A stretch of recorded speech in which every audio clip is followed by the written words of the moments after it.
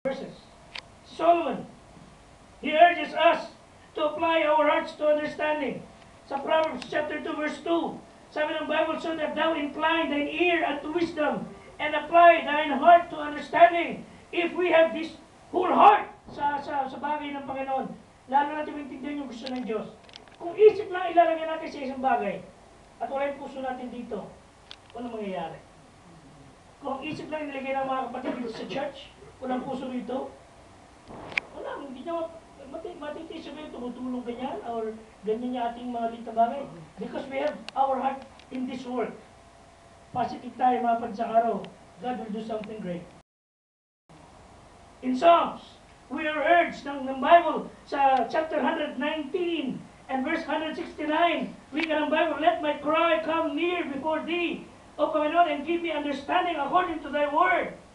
So, Panginoon, this year, sabihin ko, I need to grow mentally.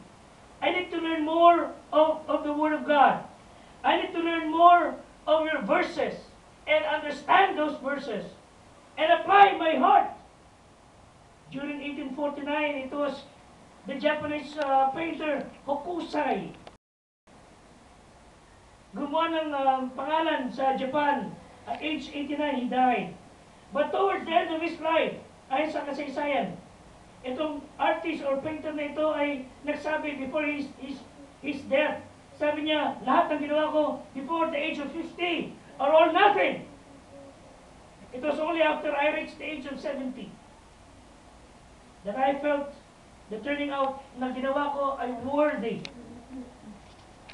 of note. Sa kanyang deathbed, Hokusai lamented.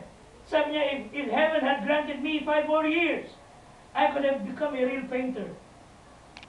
Ganun, ano?